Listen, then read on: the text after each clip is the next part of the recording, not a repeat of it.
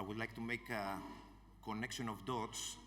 Mr. Gregory Spourdalakis mentioned how is the mentality of the ship management company and what has to change based on his speech. Mr. Alan Croft brought up the other mentality, which is the seafarer's mentality. So we must have a link between those two mentalities in order to bring evolution to our business in general. So it was very, welfare, as you may know, is coming up very strongly to new audits, company audits mainly, that every ship management company has to prove that they have a welfare, they have a budget, and what they do. So the new regulations and also SIRE too, as Mr. Spourdalakis said, all come together. So our business, as you may understand, become more multitasking and more difficult. Now I would like to introduce Dr. Marios Avraamides, IMMERSEAV Ltd, a member of Prevention at Sea Group, who is going to speak about how to improve seafarer safety, competency with behavioral data. I wish you enjoy until now. Thank you very much.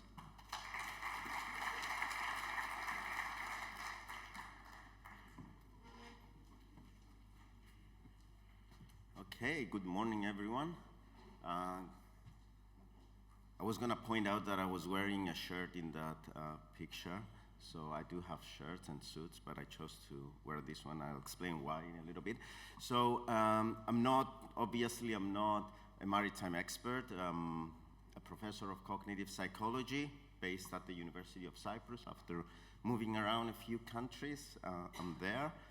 And I would talk today about IMMERSEAV, which is what we think an innovative platform for promoting safety in the maritime industry.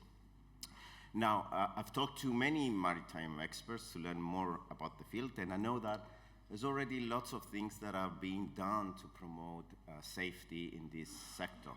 So on board commercial vessel, I know there's a lot of training that takes place. There are a lot of inspections and audits and certificates being issued.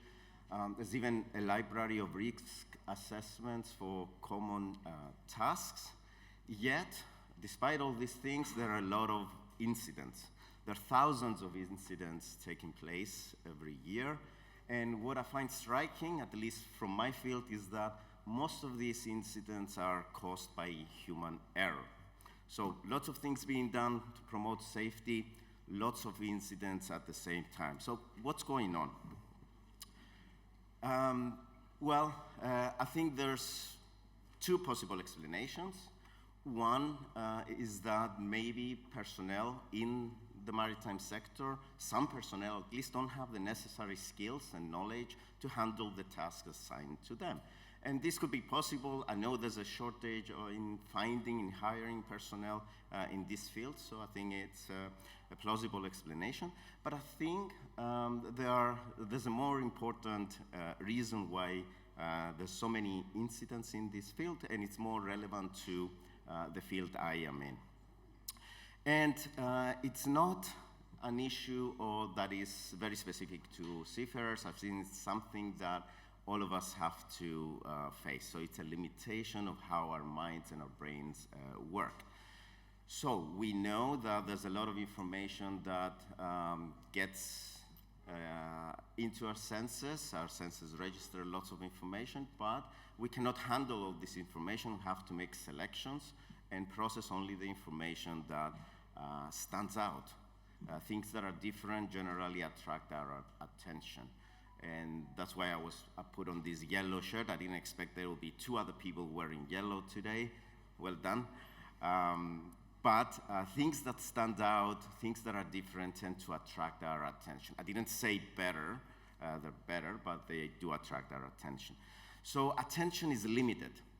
The problem with this is that things that we don't attend to, we generally miss. So there's things that are taking place around us that we have no idea about because we don't attend to them. So perception relies on attention, so as a result is limited as well. Then things that we don't perceive, things that we don't notice, we don't remember, right? So again, we miss a lot of information. We're not going to remember afterwards because we didn't attend to it, we didn't perceive it. And all these three cognitive processes that I mentioned, attention, perception, and memory, they are linked to each other, but they're also very important for the way we make decisions. So decision making relies on memory primarily, but also on attention and perception.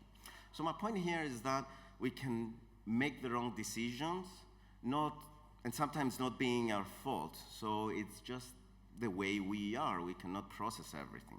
So I know many of you have knowledge and skills in maritime, and I guess some of you might have not noticed that this ladder is folded the incorrect way, and it won't work if you have it like that on a ship. So it's only natural to miss information and make bad decisions.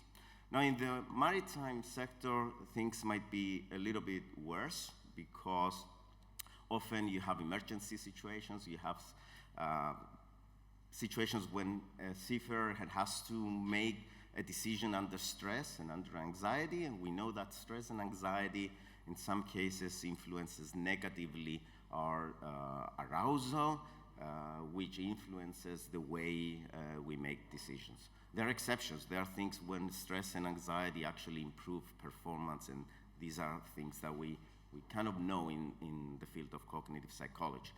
And on top of that, there are personality traits, there are mental health issues that are quite prominent in maritime, and all these things create more anxiety and more stress, and they do influence our decision making, most of the cases negatively. So the problem I see is that I know that from my field, these cognitive processes are really important for safety, but then I see that all these protocols and procedures, the risk assessment scenarios that are there to promote safety in this field seem to overlook the human element a bit. So they focused on tasks and control procedures and not so much on the way people think. And through our research, we know that what kind of tasks people seem to do worse off. Now the question is, what can we do? Okay? And I think there's two things that we can do. One is before employment. We've heard a little bit about that already. There should be efforts to hire the most capable personnel, not only in terms of technical skills, but I think also in terms of cognitive skills. This will also allow matching sometimes personnel with particular tasks on the ship. But more importantly, I think we can improve training after employment. We can do things to improve the knowledge and skills people have, but more importantly, I think we can do things to automate the execution of tasks so that people don't rely so much on attention, perception, and memory when they have to make decisions. Through repeated practice, one can learn just to do something without thinking about it that much, and this is something that repeated training can provide. How to do this? I can tell you how we try to do this. We use virtual reality technology, and there's a very important reason for this. We know that practice in realistic context works best. So we have people do things in VR in settings that resemble the settings that they will find on a ship. So no videos, no questionnaires, no things like that that are decontextualized. We try to provide contextualized assessment and training, and we make it so that it's idiot-free, so anyone without technical knowledge can use it. We even have like an avatar, a virtual agent in the scenarios to guide people and tell them what to do. So we created several scenarios with help from experts. We work closely with shipping companies to identify tasks that are useful to provide training on.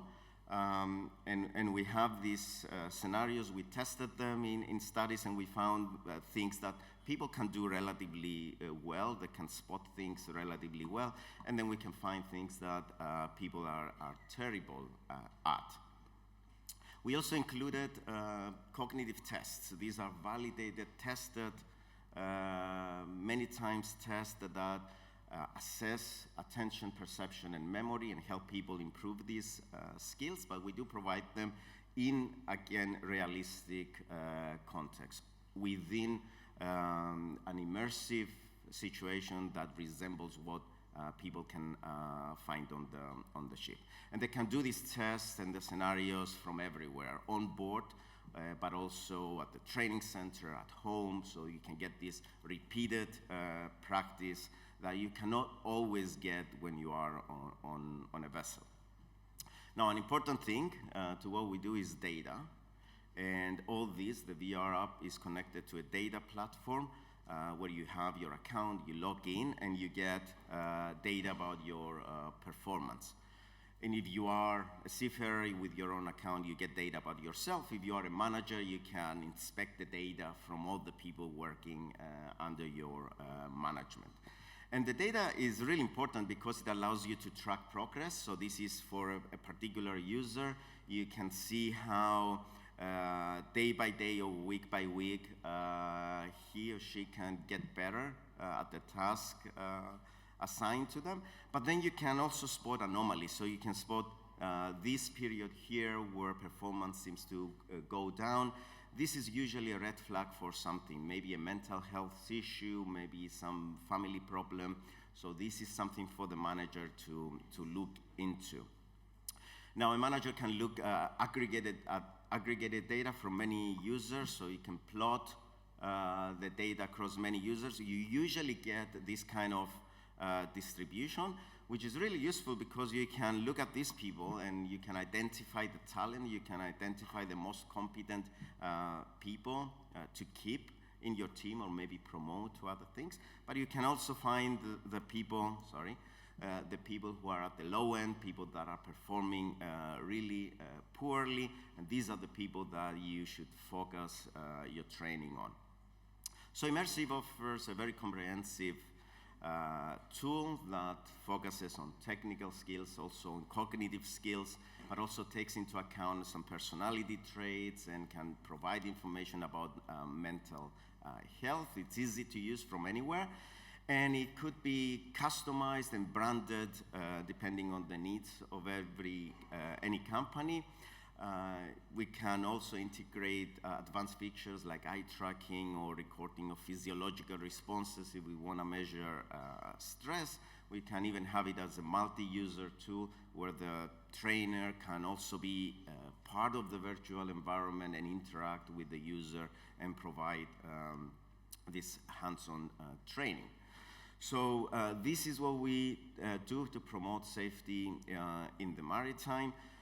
If you go to our website, you'll see a nice video of what we do. The best thing, by the way, is to experience it in a virtual reality headset. So if you want to experience this, get in touch with us. And thank you very much. If you have any questions, I'll be one of the two guys with the yellow shirt during the coffee break. Please come and talk to me. Thank you very much.